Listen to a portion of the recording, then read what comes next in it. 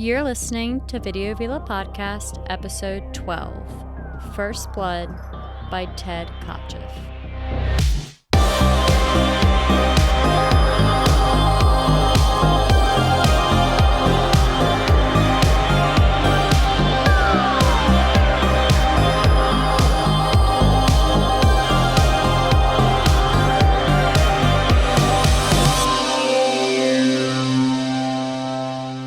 Thank you guys for listening. As always, for episode 12, as mentioned, we're bringing you guys First Blood, or previously known as Rambo First Blood, or now known as Rambo First Blood. Yes. Of 1982 by Ted Kotcheff. And as usual with me today, I have my dear and sweet Logan, my favorite podcast host.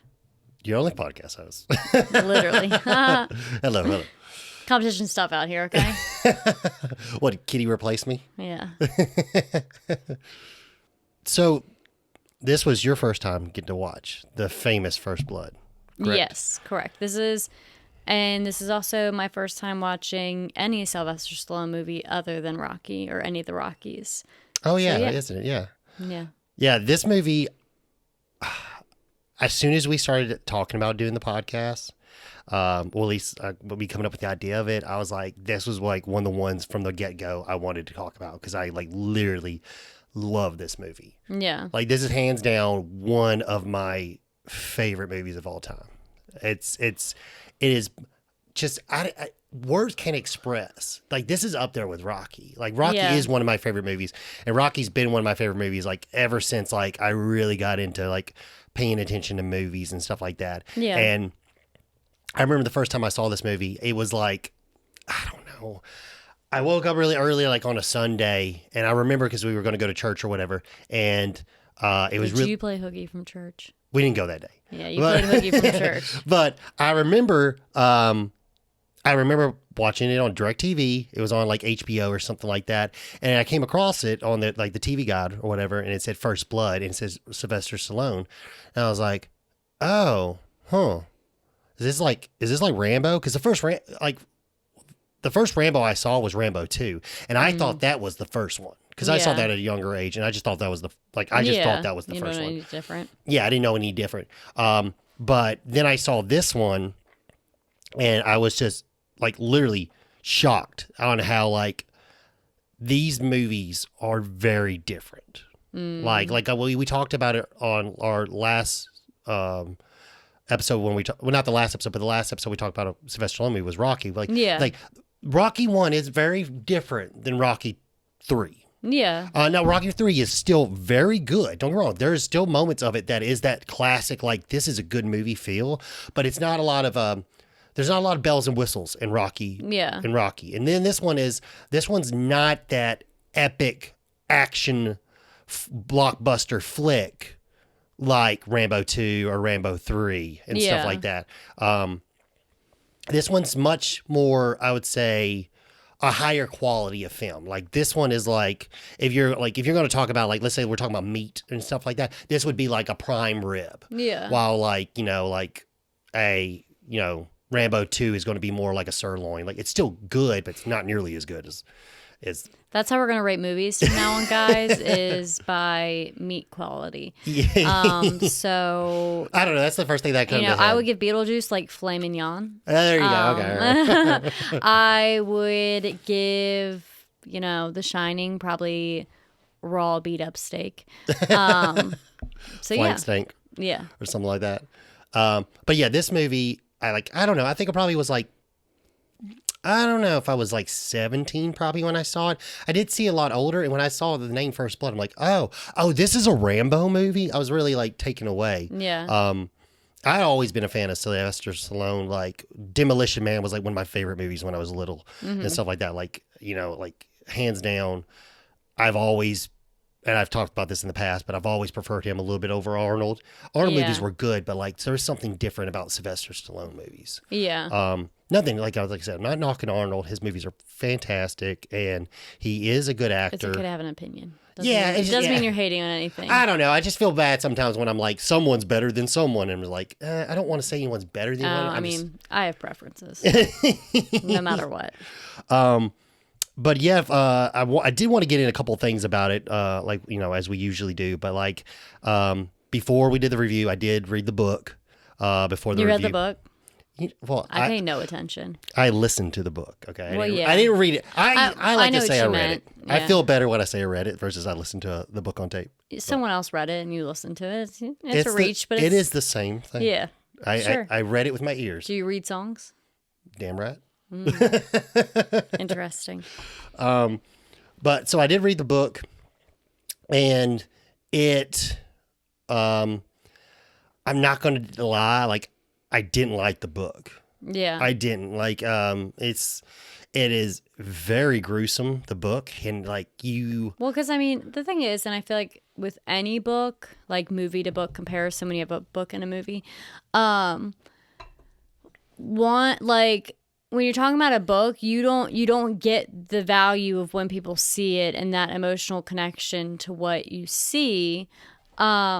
So because of that, you need to be very descriptive, and you just can't write a baseline story like, oh, he ran in the woods and he got stuck in after they bombed a thing and they thought he died. And you obviously have to add some like gruesome details to it because it's an action book or movie. But also the reason why it's like it's more gruesome because like Rambo kills like, all those people.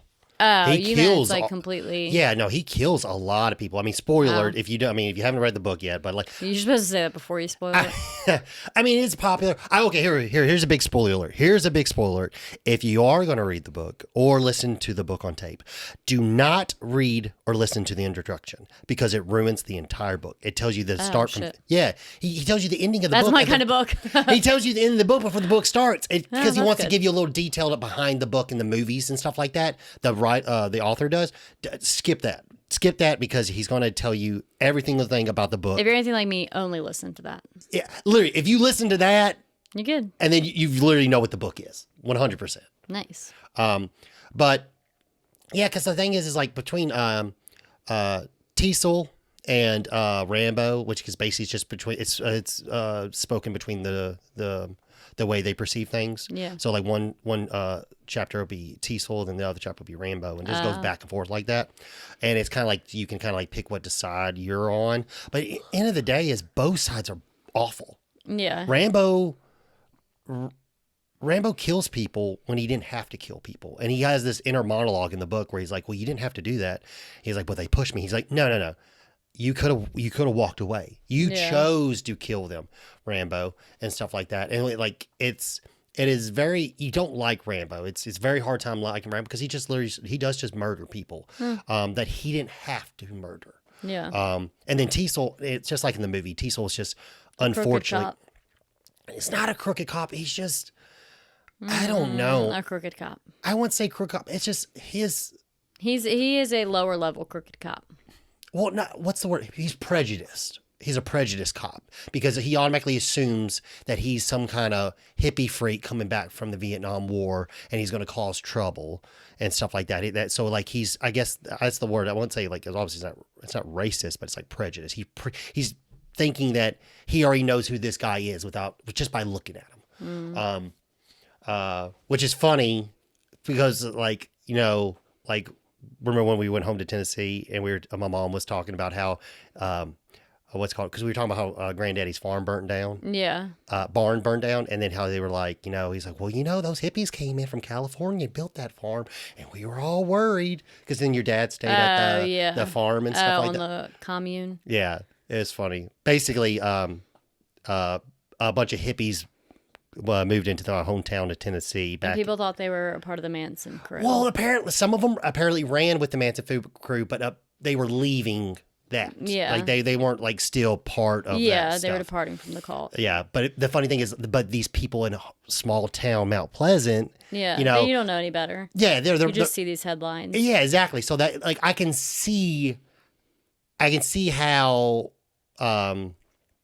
Teasel would have that mindset because it is a small town and he thinks trouble's coming in by this vagrant, loosely saying, because that's what he's arrested for. Yeah. But I can see where he's going, but it's very sad the way the movie takes and stuff like that. And it's like those moments where like, okay, I feel like you should ease up a little bit. Know that what you're doing is a little wrong. I think you don't feel like you are 100% right in this. Well, yeah, because I mean, he said blatant lies throughout the movie. Yeah, that's what really got me. So there's like obviously you're not on his side whatsoever. Yeah, and you're on your even more crooked cop partner side. So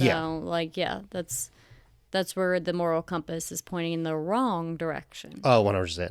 But so yeah, the book. If you want to read it. Or listen to it. It's okay. The movie is. I think the movie's 10 times better. As like I'm not saying the book's bad. I just prefer the movie. But it is cool because it's. So this is another one of those like books that it took a long time to actually turn it into the movie. We talked last time, like when they started working on the Batman movie, it took 10 years for actually get them to make the Batman movie and start production and stuff. Same thing with this book. Soon the book came out. It was like 10 years later until they could actually make the movie when people actually really liked the book and they wanted the movie to be made. But it went from like studio to studio to studio. I think there was over 20 something scripts written for the movie. And then the one that finally landed was like the more superior script where it was already flawed, which had to be rewritten. Yeah. But I'll get into that in a little bit. But David Morrell wrote the book. Basically, he was a teacher and he was having these kids come back from Nam. He was a college teacher and he had these kids come back from Noms and he was having a really hard time teaching them. Yeah. Because they had this, they had all this issue with authority figures because of the crap that they went through being in Nam. And it was a very hard time in their life trying to return to civilization. Well, yeah. And so he would sit down and speak to them and try to work with them to reintroduce them into society. Yeah. And basically make them civilians. Yeah, rehabilitate them. Civilians again. Yeah.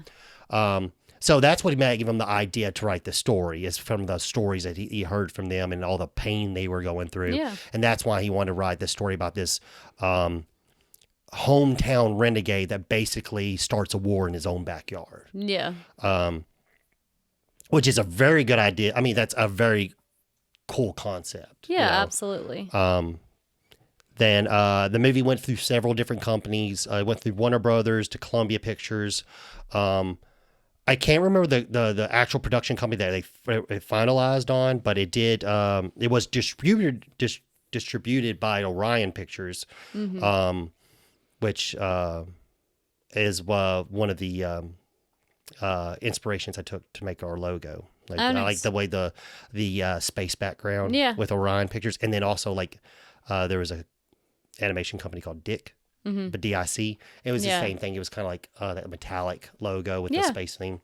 Always liked the way that stuff looked. But then, so once they got the script, they paid for it from Warner Brothers because that was the last place it was. They bought the script, and once they paid for the script to start production, the director, Ted Kotcheff. Yeah. That's the way I'm going to pronounce it. Crossed. I'm worse at names, as y'all know. So, if I'm wrong, you can let me know. But you can't let us know because we're only going to read it, and we're still going to read it the same. Yeah, whatever. I don't care. But anyway, when his first choice was to get Stallone. He wanted Stallone to do this movie, and Stallone agreed to it. And it was like he said that was like his first time to have his first choice actually agree to the movie that he wanted them to do. He was like shocked. He was like, this never happens. But the longer that Stallone spent with the script, the more he didn't want to be in the movie because the script was not good. Oh, yeah. Yeah, he had a problem because the original script was a 3-hour long movie. And then No, this is a sweet spot. Hour and a half. It's usually how long kids' movies are. But well, it's great. That's all it needs to be. And that's all any movie truly needs to be. And that's some of that is due to Sylvester Stallone's rewrites. Yeah. So basically, he got to the point where he didn't even want to be in the movie because he didn't like the movie was, and they were like, okay, well, I understand you don't want to be on it. How about you stay on the movie and you help rewrite the script? How about that? How about you stay with the movie and you can fix the script? And he's like, okay, I'll do that. And then he started rewriting the script, and he got to the point where he was like, well, if I spend all this time writing this movie, son of a bitch, I might as well get paid and be in it. Exactly. 100%. That's exactly what it was like. Literally. And that's what he did. So he ended up coming into the movie and like agreeing to the day of shooting. He was like, okay, well, let's turn this into something that I'll be proud of. And I really think like he saved it because, I mean, nothing against the other people that wrote on the script, which was Michael Kozel and William Zachem. Nothing against them, but they were the original people to write the screenplay that they bought off. That was the one that they selected. And then Sylvester Stallone got on and he tweaked it. And he was like, how about this? He's like, how about we just, we have all these like macho lines and like actiony lines in this movie. How about we take all those away? How about we make it where he like doesn't speak? And they're like, okay, that's a good idea. And he's like, and also, how about we do this? How about he doesn't kill anybody? Doesn't kill a soul. Yeah. What's called, and the director's like, that's a good idea, Stallone. Do that. All right, I like that. And everyone was on board for his changes, which was awesome. The only person who wasn't on board with the way the movie was going was Kirk Douglas, because he was actually going to play Colonel Troutman, and he agreed to do the movie. He showed up first day of filming. And they were sitting there and he was like, okay, I'm going to do the movie, but I did some rewrites to the script. And they're like, okay. And apparently in Hollywood, that's normal. Like sometimes actors will like rewrite something and be like, hey, I think we should do this. And then the directors and stuff like that, they'll read over it and be like, okay, maybe that's a good idea. Yeah. Maybe we can do something like that. Yeah. But he wanted to kill Rambo. And at this point in time, the script, Rambo was not going to die. He was going to live, just like in the movie. But he really wanted to kill Rambo, and they were going back and forth. And then it got to the point where like the director was like, listen here, Kurt, this is the script. Either you're on board or you're not on board. Yeah. But this is what the script is. Yeah. This is how the movie's going to be. And he was like, okay. And then apparently like within like a couple hours or something like that, like he had already left his trailer, got on a plane and left. And he was like, I'm not doing the movie. Yeah. And they literally had to find, like they were starting to shooting. Like they really had to find a Colonel Troutman. Yeah. I got a moment's notice. That's when Richard Crenna came in and played Colonel Troutman.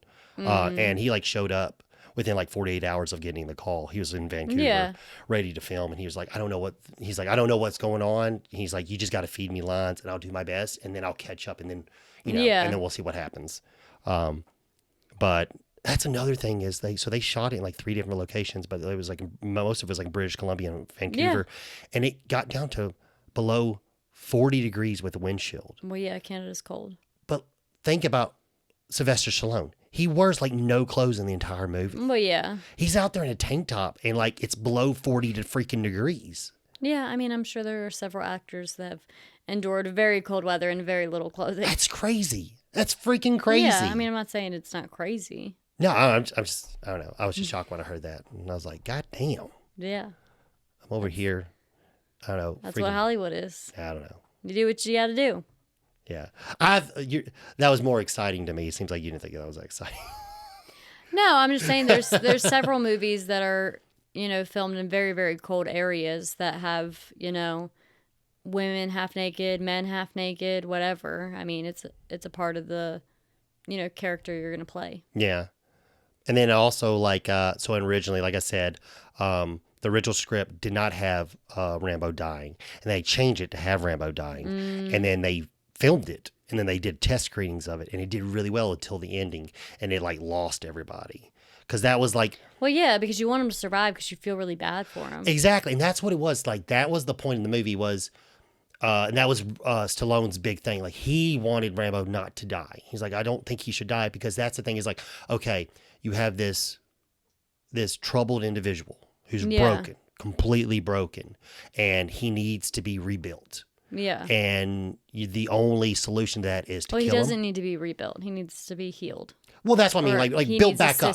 When I say rebuilt, I mean built back up. Like, he needs to be like get himself back. That's what I mean by that. And that's the thing is like, and then you look at it, and you're like, okay, oh, well, so his only solution is to put him down. It doesn't. It's not a good message. It's a horrible message for, people that have served our country and survived terrible, terrible things. And then yeah, that's an absolute terrible message. I would hate the movie if that's what they did. 100%. And that's the thing. I'd boycott it. This movie is like, it really like, I'm not gonna lie, like, I watched this like a month ago, and I cried. I was very proud of myself for watching it the other night and not crying. I was it's a tough one. Yeah, the ending scene is that speech at the very end was that's what got me. I was like, it's really sad. If you think about it. It's really and you should think about it, because there's people that truly suffer like that. Yeah. To this day, they still suffer like that, and people don't think about it, and that's a huge problem. Well, that's the thing is like, when I watch movies, I get immersed into the movie. Like, I mean, that's the whole goal of a movie. Yeah, and so like when these things happen, like it does, like, like it's like, I think of that as like that person's like a real person, and it's like, oh God, that's like, you feel for that person, even though they're acting, but still like you feel like, oh my God, like that. Like, we'll talk about it at the ending. Like, we'll get back to the ending speech or whatever, but anywho, that's all my that's my information dump. We're trying this new thing because Becca has a very nice reading voice. So I asked her to start reading, instead of doing the Becca breakdown. It is her Becca breakdown, but she's going to start reading the back of the physical media copies that we have. A lot of the films we watch, we have on VHS. Yeah. Everything that we review, we have a physical copy of. Yeah, whether it's VHS or DVD. Or Blu-ray. Yeah, or Blu-ray. Whatever. We have it in hard media form. And obviously, they all have a summary on the back, a synopsis on the back of the movie. And I'll read it to you guys. So here we go. So this is on the back of the VHS. I don't know if the DVD says the same thing. Who knows? Giving his toughest performance since Rocky, Sylvester Stallone stars as a larger-than-life super warrior in his gutsy action thriller, filmed in the wilds of Western Canada. He plays an ex-Green Beret, a peacetime misfit haunted by memories of Vietnam. Falling foul of an overzealous small-town sheriff, all hell is let loose as he goes on the run. In the life-or-death manhunt that ensues, he will need all his old skills to stay alive and outwit his pursuers, the sheriff, his posse, and more than 200 National Guardsmen. Yeah. Oh, God. Yeah, so that's the breakdown of the movie. In my opinion, it was a very, very heartfelt movie. Yes. Just in general. And the cops pissed me the fuck off, but whatever. That's nothing new. No, it makes you want to like throw something at the TV because you're just so fucking frustrated with it. Yeah. And then the blatant lies. That's one thing. Like, everybody hates lying, obviously, unless you're a liar, then you probably don't mind it. But yeah, and also just the blatant lies. And it's like, come the fuck on. Like, the only one I kind of like didn't mind was the younger one. That he was trying to Mitch. be like, yes, like he was trying to be like, something's wrong with him, like he's not normal, something's wrong with him, take it easy, stuff like that. And they obviously like just beat up on Mitch and just didn't give a shit. So yeah, when he gets hurt, when Mitch gets hurt, that was the only one I was like, oh shit, I really didn't want Mitch to get hurt, because he also like he was the only person that was like, because you can see he's younger and stuff like that. Yeah. But he was like the only person that was like, okay, you guys, what are we doing here? I don't think what we're doing is right. This is not what we were hired to do. Yeah. But how about you start off the movie? Yeah, absolutely. So when the movie first kicks off, essentially Rambo comes to this really small, dark town, and he is there to see one of his military friends. Stanford. Yeah. So one of his brothers of war, or however you want to say it. And unfortunately finds out that Danford has passed on from cancer caused by exposure in Vietnam. Yeah, the Agent Orange. Yeah, which, from my understanding, unfortunately is very common that, these people survive serving their country and terrible, terrible things, and then they come home and unfortunately pass due to exposures that occurred during their time at war. Or unfortunately, obviously, mental health issues caused by their time at war. But so Rambo talks to, I'm assuming, what is Danforth's wife. Yeah, it didn't make it, well, they never said anything, but there was like kids. Yeah, so it's like an assumption. But the woman was also very old, so I think it might have been his mom. Yeah, so either his mom or his wife. And she pretty much tells... oh my gosh, I can't think of Rambo. Rambo. I don't know why that went away. She pretty much tells Rambo, like, he's gone. He's been gone now, I think she says, for like a year or something like that. That she had cancer and he, like, withered down to the bone, essentially. So Rambo goes about his way and he's going into town, and I didn't think he looked like some hippie. I didn't think so either. He's wearing his military jacket or a form of military jacket, and he's got one bag with him. I felt like he looked pretty clean cut. I mean, he has a 5 o'clock shadow, but anyone can have that 5 hours after showering. Yeah, I don't agree with that. And that's the thing is I guess what they're trying to make is okay, he's wearing his military gear, and maybe at this time because it's. I don't believe it says what year it is, so I'm not sure it's supposed to be 1982. Maybe, because the book was written in 72, so maybe it is supposed to be closer to that time frame. I'm not sure, so you can't put a date on it, but maybe it was closer to the war, and so they're like, okay, because you have all these people protesting the war, and so maybe that's the reason why he was like, with that flag, it's not good for you to be around here. Yeah, so eventually he's trying to walk into town and he gets picked up by the sheriff, who is Teasel. And Teasel, you can kind of get a vibe that he's not happy about the guy being here, but he's trying to be nice. Yeah, it's but very it's weird. A fake nice. Yeah, obviously it's very easy to pick up on. And Rambo's not talking, almost just a vow of silence. But he also just found out that someone close to him that he went to war with has passed. So he said it was his best friend. Yeah, so his best friend from war passed. So who no one would have anything to say really in that moment. Yeah. So Rambo just kind of makes small talk. He asks if he can go get a bite of food, and Teasel's like, yeah, about 30 miles down the highway, or essentially. And Teasel literally just takes him out of I think Hope is the county or whatever. Hope is the town. Yeah, the town. Takes him out of Hope and then just drops him off still in the middle of the road, just outside of his town. So that's really all he was looking for. And Rambo's kind of the fuck? All right, well, back to town I go. Yeah, he's Whatever. why are you pushing me? Yeah, why are you pushing me? You keep pushing me. I didn't do anything. Yeah. He's like, is there a problem why I can't get something to eat here in town? And it's just I just don't understand why he's acting so just Teasel. Yeah, I just don't want. I just. It frustrates me. I'm just what is the real problem here? Yeah, the real problem is he just doesn't want a military vet, backpacker, or whatever coming through town and staying in town. Well, but the thing is, if you took him to get food and took him on his way, then he'd probably leave and be fine. Exactly, and that's the thing. That's what the argument was. If you would just let him, if you would just let him get some food and something, he would have moseyed out of town eventually. Yeah, you trying to get him out of town at the beginning is what caused all the freaking problem. Yeah, because Teasel's thought process, and he says this: if I let you stay, then more of you are gonna come, and it's not a fucking flock.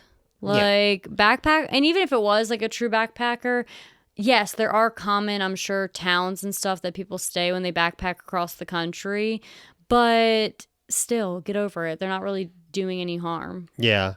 And then after Teasel basically picks him up, as you said, he drops him off outside of town. He's just well, I'm making my way back into town. Yeah. I mean, what other direction is he going to head? And so then, basically... Well, also, not only that, isn't it in the completely wrong direction that he tells Teasel? I think he tells Teasel he's going north, and Teasel takes him, the complete opposite direction. Well, no, he says where he's going, but he's He's like, I'm going to Oregon or whatever. He's like, I'm going north or something like that. He goes, okay, well, where are you headed? He's like, Oregon. He's like, Oregon south. He's like I don't know, like Yeah, whatever. Whatever. It's like, okay, that's when they get in the conversation, like, why are you pushing me? Like, what's the problem with me being here? Yeah. And then so basically Teasel, with the attitude, is trying to get him to leave town again, and he's saying that he's being a vagrant and I can't remember, I don't know if it was obstruction of justice. No, not obstruction. Just ID, failure to show ID. Failure to show ID and being charges of being a vagrant. Or yeah. So he ends up basically arresting Rambo, and God damn it, he's just not Teasel's just so God, makes me just want to spit fire. Well, yeah, he irritates me, and then so obviously Rambo gets arrested for whatever reason. Even he's kind of like, why am I going to get arrested? And then it makes it worse because Teasel finds a hunting knife. Yeah. Like a real wicked hunting knife on him. So that obviously like doesn't look too good either. And plus on top of Rambo just gives up, isn't even trying to talk to him, explain himself, like nothing. He just leaves it be.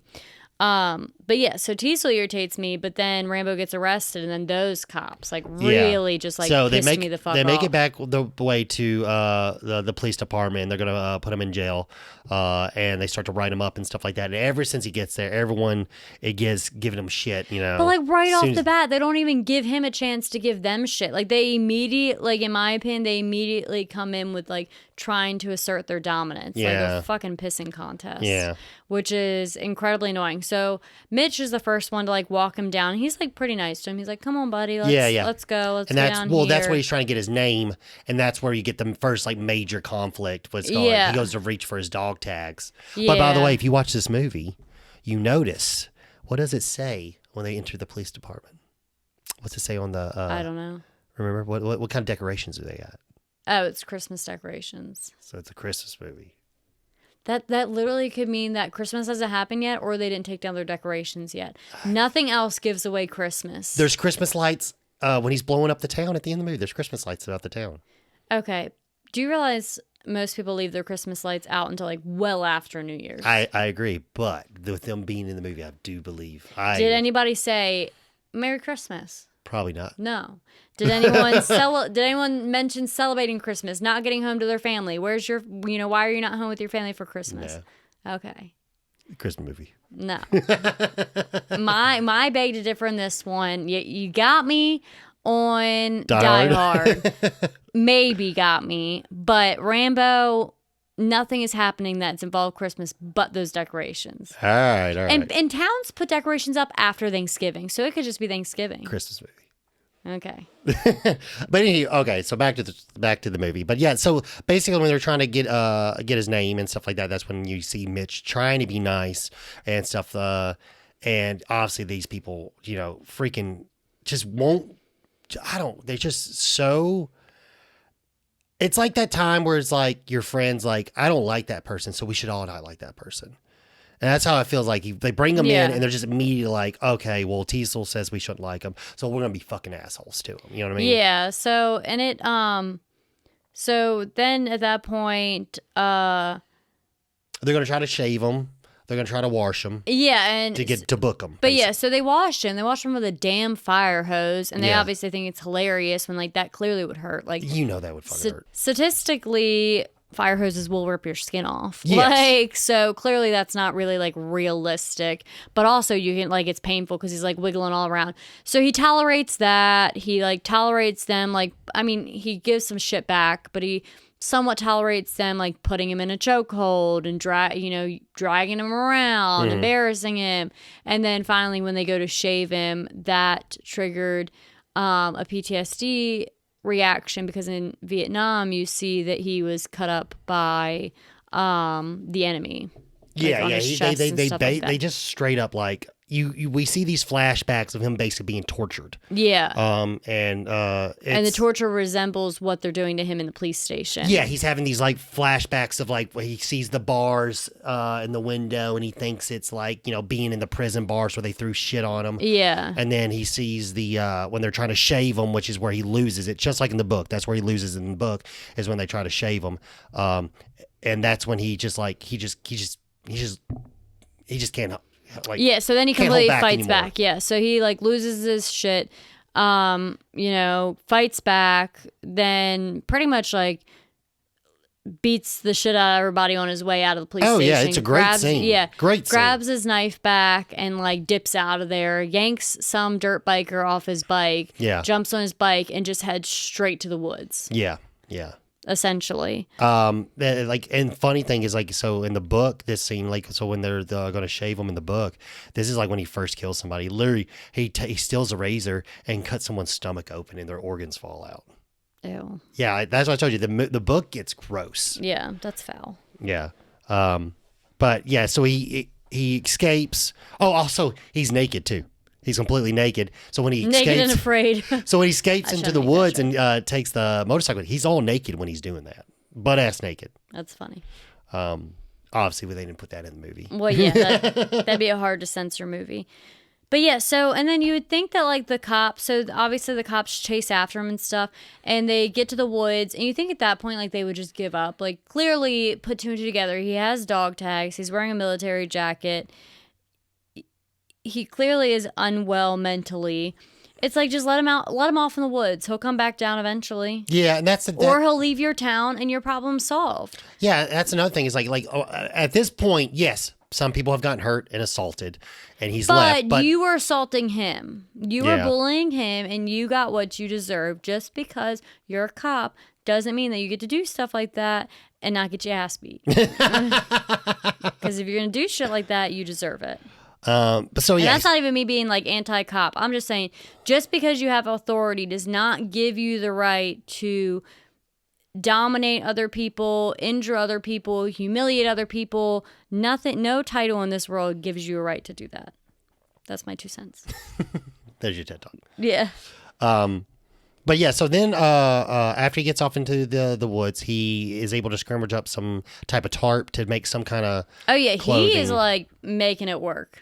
Yeah. Like it's survival skills, Yeah, I mean that's how he was trained. Yeah, he's running around those woods like with a plan. I feel like most 100%. people would be like, yes, I'm gonna run off into the woods, but then they get into the woods and they'd be like, shit, what do I do now that I'm here? Yeah. But he that switch turns and he obviously has the upper hand. Yeah, and then after that, so we end up getting the tarp. He cuts it open, kind of makes like a poncho, gets some wire, ties it around his waist, so he has some kind of cover, and he starts to make his way into the woods, try to escape. At this point, Teasel has called for a character named Orville to show up with some dogs. Yeah, some Dobermans. So Orville's that's nothing. So Orville's in the book, mm-hmm. And Orville was his adopted daddy.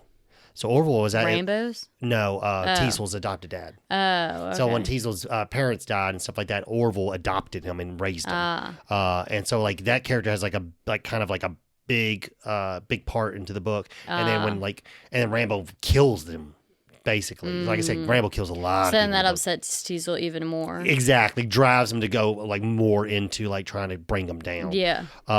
Fast forward, he's getting chased by dogs at this point. Okay, so they're on to his smell. It's pretty much like a manhunt through the woods. Yeah, 100%. Like the game Manhunt through the woods. So he's climbing his way down this like cliff, this stony drop off, and then here comes the asshole cop from earlier, Galt. Yeah. And he's on a helicopter, even though he's been ordered not to fire. Yeah, like not to kill him, just to find him, and they want him alive. And what is he? Not only are the cops doing a pissing contest with Rambo, but they're also kind of like doing a pissing contest with each other. Yeah. It's the stupidest thing on the planet. So he's been ordered not to shoot him, but sure as fuck, he's shooting him. And then he also threatens the helicopter driver That he And would end you. I'll if you don't keep the thing steady, I'll end you or some shit yeah, like that. and it's like, bitch, get out my helicopter. Yeah, right? Like, Get out my I don't car. have to listen to fucking you. You don't know how to fly a helicopter. Fuck Yeah. you, dude. So, Rambo gets a rock and Well, Rambo, he makes this beautiful jump. oh yeah, from the tree into the From the tree. bushes, and then lets the bush or tree, whatever, from the cliff to the tree, and he kind of like tries to gracefully fall through the tree. Mm-hmm. He obviously like gets cut up or whatever, but he falls down through the tree into like the forest, so then he has cover. Which mind you- Stallone, while he's falling down the tree, actually broke one of his ribs. Some of that is yeah. actually real. That sucks. That's actually Stallone jumping onto Yeah. the tree. But yeah, so he hurts himself, but he like now has a little bit of cover, and Galt's like firing at him the whole entire time. Yeah. So he eventually spots him in the tree and tells the guy to lower the helicopter. Mind you, they're over like this like waterfall, rocky valley type thing. Gully, I guess. Yeah, I mean, not really a gully, but whatever. A run through. Or something Yeah. like that. I don't know what they call it. And so Rocky picks up a rock, and I don't even think he obviously meant to like derail the helicopter a little bit or whatever. But he hits the windshield of the helicopter, which then caused the helicopter driver to like skirt. And Galt falls out and falls down on the rock bed and dies. Well, it's his own fault because he's the one who took off the fucking seatbelt. Well, also, you're the one hanging out the plane shooting at the guy. You could have Well, he just had a spotted seatbelt. him. He chose to take off a seatbelt to get a better shot. So it's his own fucking fault that Well, he you died. also shouldn't be shooting him. Yeah, true. Like, you were just there to spot him. He was doing super extra shit, so he deserved that. No, yeah, 100%. I'm not a big fan of death in movies, but that one was deserved. Yeah. But then essentially he falls to his death or whatever, and Rambo like runs over because Rambo obviously I don't think meant to kill anybody. At least he seems like he didn't. He just like really wants to be left alone. Like he's obviously going through it and wants to be left alone. But he runs over and takes his gun and takes his uniform or whatever, and he stares at the Galt for a little while. Yeah, this scene, they made a very big. They talked a lot about it when I was watching like the behinds of making the movie, which I forgot to bring up earlier. But Jerry Goldsmith is the guy who made the music for this movie, and it's just. I don't know if you paid attention, especially the intro of him walking through the woods of going to Danworth's house or whatever. Was it? Is it Danford's house? That orchestra music and stuff like it's just beautiful. Like it feels like an older movie. Yeah, I don't quite remember the sound of it, but yeah. But it felt very like big and heavy. Yeah, very beautiful. Yeah. And even to this scene where like he's having this like miniature flashback at looking at Galt being dead. Like you get all this like I guess heavy violin and just it's like sensory overload, just like tremors or it's just like stresses you out. And stuff like that. But but then so what drives me nuts here is Teasel sees that Galt's dead. They obviously go down and find that out. And then he claims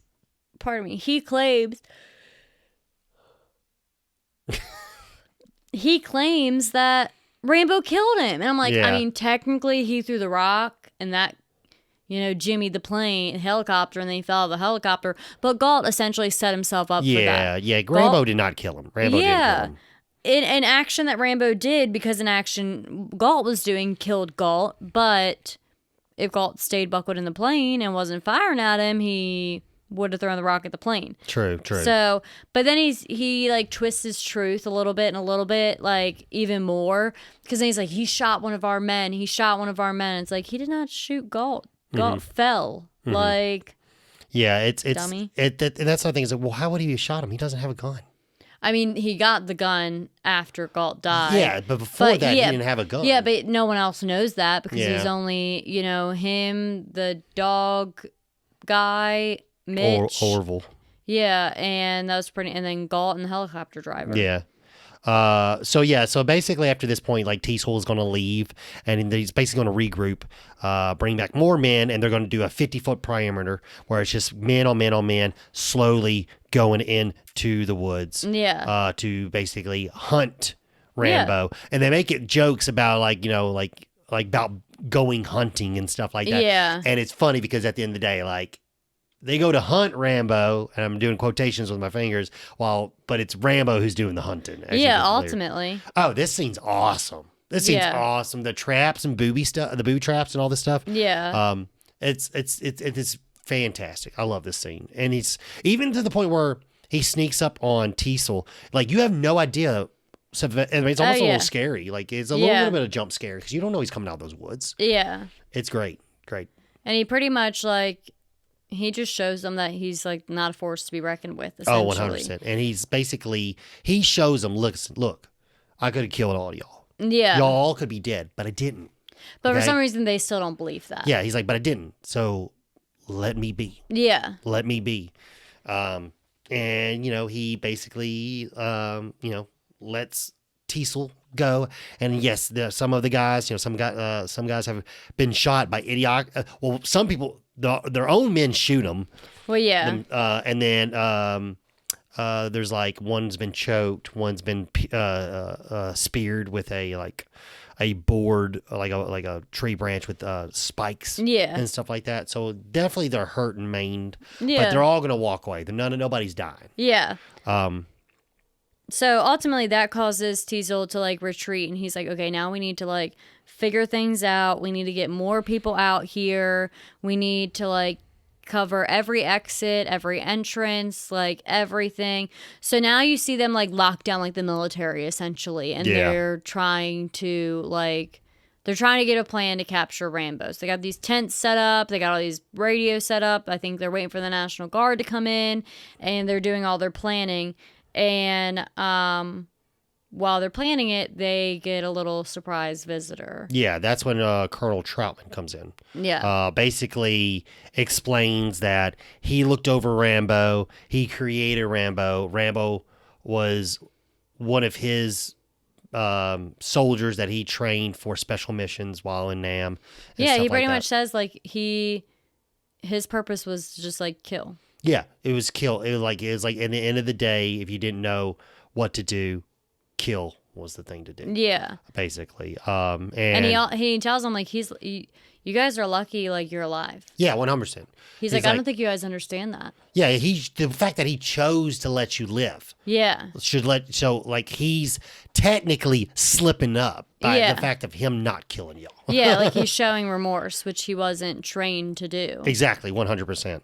All of that stuff just makes me so sad. Yeah, because it is sad. That's real. Yeah, the fact that not for Rambo. Rambo's an actor, but that makes me sad because that is a very, very real reality for some people. Yeah, no, 100%. And beyond any scope that like an average civilian could ever understand. No, yeah, I mean, even like with modern times and what went on with like people that are coming back from Afghanistan and stuff like that, like it's like that stuff's unfortunately still going on to this day. Oh yeah, and it's still extremely not spoken about enough. It's very stigmatized, and the resources are just so lacking. And you think after years and years and years of people serving our country, they would stop lacking on those majorly needed resources. Yeah. Well, at the end of the day, the thing is, like, when it comes to stuff like this, like, you can't control, unfortunately, how certain things affect certain people. And it sucks because, like, there is no, like, special fix. Oh, yeah. For something like this that it just is universal. Yeah, but I mean, at the core of it, the country you serve should have your back more than they actually do. 100%. But yeah, so Troutman definitely shines some light on, what Rambo has done, who Rambo is, and who they're really up against. Yeah. And he's trying to explain to them, like, I'll help you guys, but, like, you need to pull back. Like, you need to stop. And trying to, like, convince them to, like, listen. And here we go with, like, another pissing contest. Mm-hmm. Like, Teasel's pretty much like, this is my town. Yeah. I'm the sheriff here. I'm gonna be the one to solve this. He killed one of my guys, and I forget who it is, but someone had pointed out like, well, didn't you guys deny him food? Like, he just wanted food. Oh no, or is that when they? No, with the one guy that got beat up while he didn't go outside, but he was one of the guys that got beat up inside the. Yeah, he was like, well, you guys were kind of rough on him. Yeah. He said Mitch, basically like, I'm not saying he ratted him out, but Mitch just spoke the truth. He was like, listen, the guys weren't nice to him, and this is why this has happened. Like, this isn't like. Well, I thought it was another person when he was getting first aid was like, weren't you guys, don't you think you guys were a little rough? No. Oh, so no, what happened was the guy came up and he said, Mitch said that you guys were rough on him. Yeah. And that's when the state police was like, he was like, and he said assholes. But then it made it worse because Teasel acted like that wasn't true. Yeah. Teasel he wanted to sweep it under the rug like it yeah. didn't fucking happen, which he knew it fucking happened. Yeah. That was the biggest part that got me is like, okay, don't act like don't fucking act like you're higher than any of these people. You did the same shit that all of them doing, and don't act like you didn't know it was happening because you knew it was fucking happening. So then basically after this, Rambo seeks shelter in a mine while he has stolen one of the radios, and he's contacted by Colonel Troutman. Well, before that, the National Guard tries contacting him, and they're like, "Hey, let's talk about this. I'm willing to help you. Let's try." And he's just ignoring it. Yeah, like, then when listening. Then that's when Colonel Troutman gets on the radio and tries, and he starts to saying like certain codes that he would understand because like when he was in Nam and stuff like that. And then that's when Troutman finds out that that Danforth had died.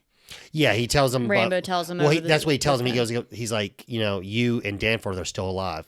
Yeah, he's like, they're all. He goes, they're all dead. He's like, no, Danforth's still alive. He goes, nope, he's dead. Yeah, cancer, and he didn't know that. Yeah. And that's another thing is like, so it also seems sad because we also find out that like Rambo needed help.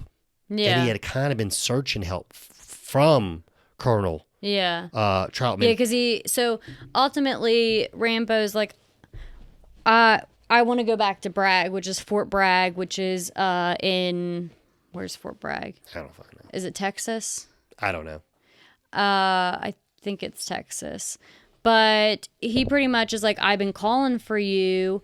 I've been calling Bragg, and everyone says you're busy. And Troutman's pretty much like, well, like I took a break, or He said he's been at busy. the Pentagon. I think he said he's been at the Pentagon. Yeah. Or he's been in Washington. I've been in Washington, so it's been hard to get a hold of me. Which I think, I'm not going to lie. Like, never mind. Fort Bragg is in North Carolina. I don't know what's in Texas. I'm not going to lie. I think that seemed kind of like bullshit. Yeah, I don't think he was telling the truth. Yeah, I mean, either way. So Rambo's like, I've been trying to contact you, and Troutman kind of just like pacifies him essentially. He's like, well, I'm here now, and we can get you back to Bragg if you want to go back to Bragg, but you got to come out and you got to, deal with what you got to deal with. And also Troutman is like, well, you hurt one of them too. You killed one of their men. And Rambo's like, no, I didn't kill any men. I didn't kill anybody. Because, I mean, realistically, like, he didn't. No. And I think he's like, well, they think you did, Johnny. They think you did. Yeah. And so he's like, it's just best for you to bring yourself surrender, in. Yeah. And so, nothing else happens from this. And that's when he goes, they drew first blood, not me. Yeah, and he just keeps repeating it. Yeah. The tagline of the movie. But then after that, so he's done with the radio. He stops communicating, and they've lost not only him. that, you got to think like, so right now, if this is real life, he's having like a huge PTSD episode. Oh yeah, and flashbacks, and then here his colonel comes over a radio that he stole from some small town cops, talking to him like that. I feel like that was not in the beginning. That was not helpful. Like, well. He's sitting in his dark mine all by himself, and you could see where he's like confused of like, why is this coming over the radio? I understand how it could be helpful, but the thing is, it's helpful, but I also can see where at the beginning when he first hears that person come over the radio, how that could be very startling. Yeah. It could be helpful to a degree, but unfortunately, like, they're past that point of it actually helping. Yeah. He's already deep in, and he's not, and it's to the point where he's going to see it through. Yeah. So basically, the National Guard. They call in the National Guard. They show up and they're going to hunt him down. Basically, it is people that are just normal civilians in the town. Oh yeah. That are in it on the weekends, basically. Yeah, it's like just a part-time job or volunteer work. They're not at this in the movie. They're not equipped to actually be doing what they're doing. Yeah, and they're so like eventually comes down where they're trying to convince each other to go into the mine. Yeah, and he's like, I'm not doing dying. that. I'm not dying. I don't get paid enough for dying. This is a part-time job. I'm not doing this. Exactly. And they're all kind of like also like taking it as a joke. So like they blow up the mine. They blow up the mine with a rocket launcher. Yeah. And they just assume they killed him. Yeah, and then they start taking pictures. Yeah. Like they're just like being goofy, essentially, just like not even taking it serious. Yeah, no, and then they're trying to like I think it was like take their pictures like at the Hiroshima or whatever, like the people raising the flag or whatever. Oh, Hiroshima or whatever. And then that's when Teasel shows up and he's like fucking pissed. Yeah, he's like, what are you guys doing? Stop this shit. Yeah, and like because that first off they weren't supposed to kill him. They weren't. Yeah. They wanted him alive. That was the whole point, not to kill him. And it's just everyone is just like, listen here. He was shooting at us. We're gonna kill him. We're not gonna try to bring him in alive. He was shooting at us, which he was. Yes, he did.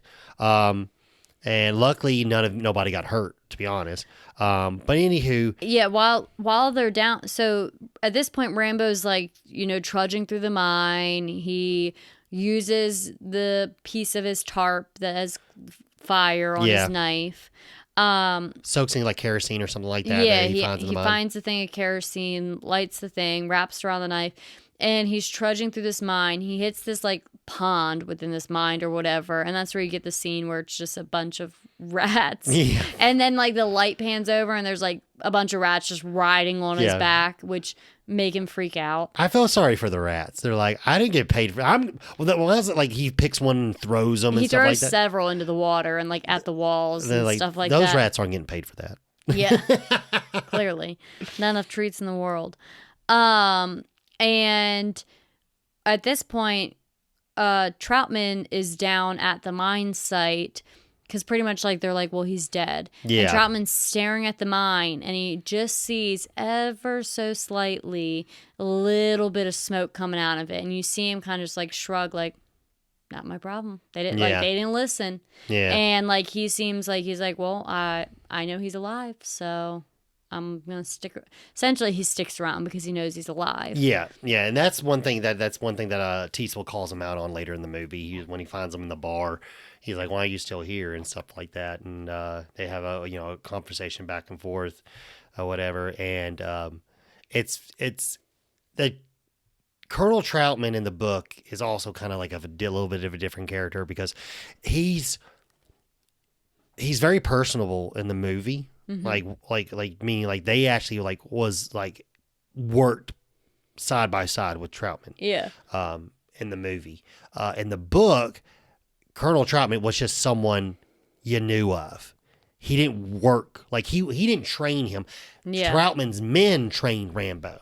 Yeah. But in the movie, it's Troutman trained Rambo, so they were more of there's a closer bond. Yeah. Which I think I like that more. I think that seems better because to be honest, like the Troutman character in the book is not, it's not as close and it's not as I'm thinking the word sentimental, but I don't know if that's the right word I'm trying to look for. Yeah, I mean, it's a little bit more intimate of a bond. Yeah, there you go. That's good. But anywho, Rambo makes his way out. He's able to find his way. He finds a draft, and he's able to make his way out of the mine. And as he gets out of the mine, he leaps on a truck, steals a truck. Yeah, one of the National Guard. Yeah, National Guard guys takes his truck and just like drives through the barricades and blows right through them. You get a lot of cool like car scenes in the movie. Yeah, like just like not like crazy scenes, but like just really nice natural like car chases. Then they get the cop onto him, and he pretty much like runs the cops into a broke down car, and their car big huge explosion. Yeah, and then he just keeps trucking through the night, trucking through the rain, trucking through the town, and then pulls up to this little Shell. He makes his way back to Hope, so he's back in town. Yeah. the Shell gas station. He runs over the pumps, and you're kind of like, what the fuck is he doing? Yeah. But he also, so rewind a little, he asked the military guy or the National Guard guy driving the car, what do you have? What do you have? And he has explosives, essentially. He has, no, he has M60. Oh, so either way, so he runs over the gas pumps. And at that point in time, I'm like, what the heck is he doing? And essentially, he runs over the gas pumps, takes what he wants out of the caravan or whatever, and then blows up the car. Yeah. But it doesn't just blow up the car, it blows up the gas station, the surrounding businesses, the car dealership next to it, and it's just like fireworks. Oh, yeah. He goes on literally a war. He rages a war in this little town. Like 100%. He goes to the arms dealer, whatever you want to call it, in town. He gets gunpowder out, throws all the bullets and ammo into the pile, throws gunpowder all over it, blows up that. He starts to open fire and goes to destroy the police station. Which we find Teasel is being, he's locked up in the police station. So Teasel was hiding in the police station. He's watching all these explosives happen. He's watching as the fire department tries to take everything down. And he climbs up in his, like, rickety attic, which is funny because my grandma has, like, the same kind of attic with these, like, sketchy stairs. So he climbs up. He goes to the roof. Yeah, I mean, it's an attic, which then leads to the roof. And he's hiding out on the roof. And he has, like, a brief kind of, like, shootout. He tries to find them, but he can't find them. Yeah. And then, Rambo finds him after he makes that a big explosion. He sees his head pops up, and that's when he decides to go inside. Into the police station, yeah. Inside. Because obviously, like, that's how he got it there. Yeah, and so he goes inside the police station, and that's where he's able to basically get one up on Teasel and shoots at him from the ground, and he falls through the glass ceiling. Yeah. And that's when we get this is the mass buildup for the entire movie. Like, this is where, like, the hunter and the prey now have, like, met. Yes. And Rambo goes over to him essentially to kill him because, this is the end goal. This is the attacker. This is the enemy. And Troutman comes up behind him and is like, stop. Don't do this. Yeah. Like, Rambo, abort mission, whatever he says. Because at this point, also, there's like over 100 policemen. Yeah, they're all surrounding. They're surrounding it. They're all got their guns drawn. Yeah. They start shooting or whatever. Get ready to start shooting, and Troutman's like, hold fire, cease fire, stop. Trying to beg them to wait so he can, like, negotiate with Rambo essentially. And then, so this is probably the best part of the movie. Like, the ending is literally the best part of the movie. This is when we get the big, epic scene of his breakdown. He just basically just falls apart. You get to hear this, like, this great ending monologue where he's like, I led men.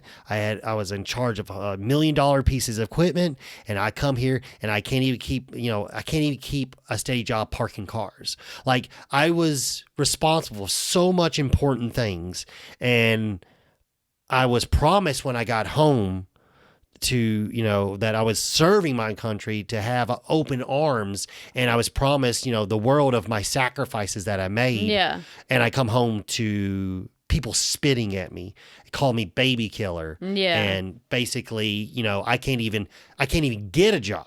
Yeah. And mind you, like a crappy job, like parking cars, that anyone could do. Like, I can't even hold that because of what's going on. And then he pretty much goes on about, like, I can't just turn it off. I can't turn it off. No. I can't turn it off. I can't turn it off.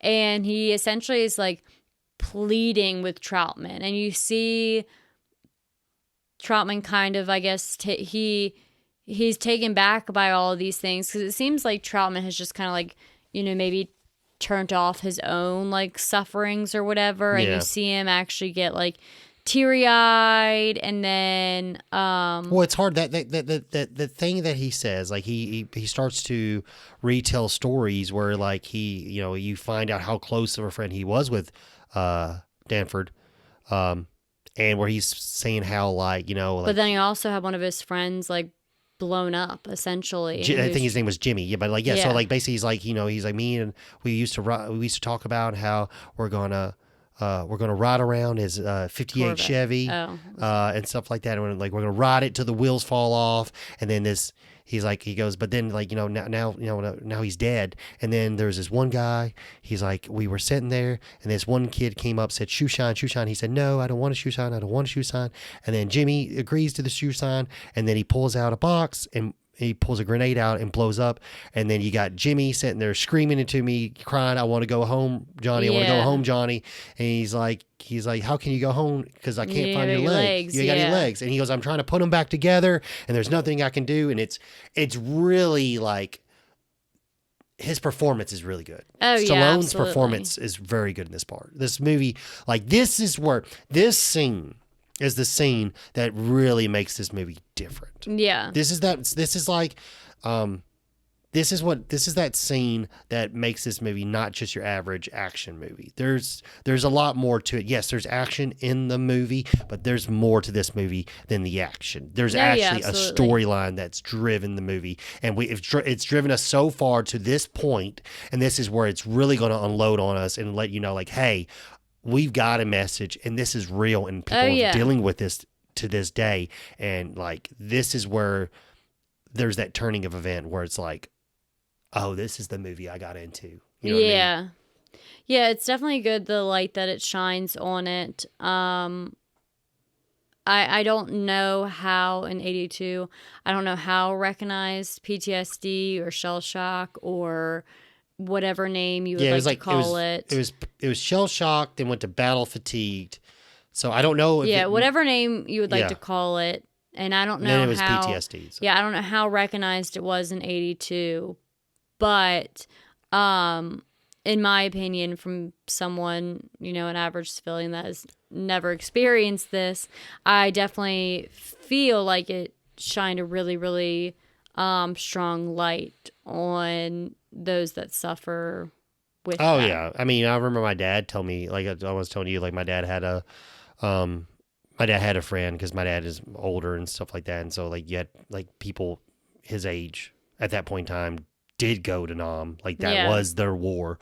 I believe before that was the Korean War, but like, he did that was my dad's generation, and he had friends that came back and they weren't the same. And, they got into a lot of trouble and stuff like that. And one of them, his friends, like killed a guy in a bar fight and stuff like that, and end up getting a run-in with the cops and end up getting killed and stuff like that. And just like, it's just very troublesome for people to go through things that were that severe and not have a outlet. Because like I said, like we said earlier, it did seem like Rambo was trying to get help, but it wasn't happening. You know what I mean? And it seemed like he was trying to try to get some help, and reach out to the only people that he knew that might help him, aka Colonel Troutman. And it just seemed like he was just getting blown off. You know what I mean? Yeah. I mean, it's not 100% clear, but that's how I interpreted it. Yeah. Per se. Yeah, no, I agree. And he was left to feel empty-handed again, and then he obviously turned towards his friend, his best friend that he thought was alive, to then find out that they're not alive. And it's definitely almost like when it rains, it pours type thing. And that probably caused like an epitome of feeling alone. Yeah. At a time where you that's the last thing you want to feel. Yeah, and it sucks because so this was the part of the movie where they had filmed, and Stallone, he's like I can't turn it off, and he breaks down and he tells Colonel Troutman to kill him, and he won't do it, and then he ends up grabbing Colonel Troutman's gun and blowing his brains out. And that's what they showed to the test screenings. You and probably people shouldn't use blowing his brains out. You can just say ending his life. Okay, he ends his life. But anyway, so and that's what they did, the test screenings, and like people were just they hated. Oh yeah, I agree. Hated it. So that's when they changed it. Because you want that character to survive. Because that was Stallone's ending, was not to kill him. Yeah, he's like, you don't kill your hero. Yeah, like he's like 82. So like, what's this? Rocky. I think 82 was Rocky 3. I can't remember off the top of my head, but I mean, that was one thing. It's you're not going to kill Rocky. Like you don't want to kill your hero. And it was it's very good that they went back and like listened to the people's like critique and chose to go with the ending that obviously doesn't kill him. I will say though, the book is like awful because he spoiler like but he does die in the book and General it's not General sorry Colonel Troutman blows his brain. Colonel Troutman shoots him in the head with a shotgun. Yeah. And ends his life. And it's like it goes into very detail, like with him talking about like the moments before he dies, like Rambo's inner monologue. Yeah. Where where he talks about it and gets to the point where like he explains like okay all the pain's gone and like now like basically explaining his death. In the book. Not a good ending. Like I said, I don't agree with that ending. I did not like the book. I mean, I like the fact that the book came out and it led to the movie. So I'm grateful for that and very happy for that. But as far as like, some things just, some things when they're written and made, someone can take an outside eye and look at it and be like, I'm going to tweak this and make it better. Yeah. And, that's what I feel like we got with Rambo, with First Blood. That's what I like. They saw what it was, and they're like, and then with like the changes that Stallone made, it's like I'm going to tweak this and I'm going to make it a better movie. Because like I said, it was a 3-hour long movie. They cut it down to 1 hour and 32 minutes. So it's like, I mean, that's a lot that they Stallone cut out of the script. Yeah. Now, when I say it's a 3-hour long movie, I'm assuming they didn't film it. I'm just saying when they say that, I'm assuming that based off the script, it would be a 3-hour long movie to film it if everything was filmed. Yeah. I'm assuming that's what it meant. I don't think that's like they filmed things and they cut it out. No, I doubt that. But yeah, this is definitely a movie I would watch again. It seemed very heartfelt. Everything, in my opinion, felt like it was done very tastefully. Yes.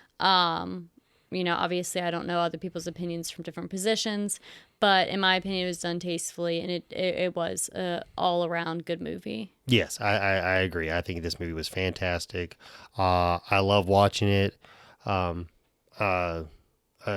excited. I was excited to get you to watch it because, like, I think you actually might like this movie. Yeah. And the funny thing is, like I said, Becca's usually first question is before we watch a movie, how many people die in it? Yeah. And I was like, she's like, I will spoil movies for myself. I don't care. I will look up how many kills, when the kills happen, before I watch the movie. Like we were watching Cocaine Bear, which we didn't even finish it. We got 30 minutes in it. She's like, okay, we got to turn this off. It was just distasteful. Yeah. Sorry if any of you like Cocaine Bear, but it immediately was distasteful, and I'm like, I'm good. I'll pass. It's inconvenient. She's Googling stuff on the trying to figure out things that happen in the movie, and we're like 15 minutes into it. I was worried about the kids. I don't like when things happen to kids. I don't like when things happen to animals. Outside of that, whatever. Yeah. But yeah, that was just distasteful. I'm like, this is stupid. But yeah, thank you guys for joining us for episode 12. But yeah, so if you're new to the podcast, please like, share, and subscribe. If you are listening on any kind of podcasting app, please give us a 5-star review to help with the algorithm so we can get into other people's devices and stuff like that, however you want to listen. Like I said, if you're in YouTube friends, please like and subscribe. Yeah, we're pretty much on all social medias now. We're getting the hang of the YouTube gig. And for hot and ready updates, you can always, like Logan said, follow, subscribe, and you'll get those as soon as we get those releases out. Yeah, follow our Instagram for all new updates and Facebook. We are in the midst, I said it last time, and I'll say it again every time until it happens. We are in the midst of video, so soon when you check out us on YouTube, it will be in video. Actually, full HD, right into our home. Well, our recording area. Yeah, our recording. This ain't MTV Cribs. No. But yeah, so everybody who's already following us stuff like that, thank you for everything you're doing, and I greatly appreciate all the love and support that we're getting. But yeah, that's all I got to say. Yeah, thanks for listening, guys. We will see you for episode 13. All right, bye.